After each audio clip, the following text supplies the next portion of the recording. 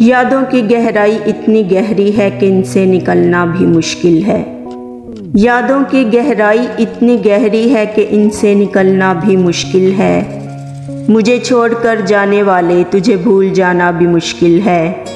और खुद को कर दिया है मैंने उस रब के हवाले, और खुद को कर दिया है मैंने उस रब के हवाले, क्योंकि बार बार इश्क में ज़ख्म खाना भी मुश्किल है। तुझसे हर एक रिश्ता मैं तोड़ जाऊंगा, तुझसे हर एक रिश्ता मैं तोड़ जाऊंगा, खुदा की कसम कभी लौट कर ना आऊँगा। और खुद से वादा किया है मैंने तुझको भूल जाने का, और खुद से वादा किया है मैंने तुझको भूल जाने का, मैं हर हाल में तुझे ये करके दिखाऊंगा। और प्यारे दोस्तों, अगर आप सबको मेरी शायरी पसंद आए तो मेरी आपसे दरख्वास्त है कि प्लीज़ मेरे चैनल को सब्सक्राइब करें, वीडियो को लाइक करें, शेयर करें, कमेंट्स करें और हमेशा दुआ में याद रखें। खुदा आप सबके भी साथ हो। और अब मुझे इजाज़त दीजिए। अल्लाह हाफिज़।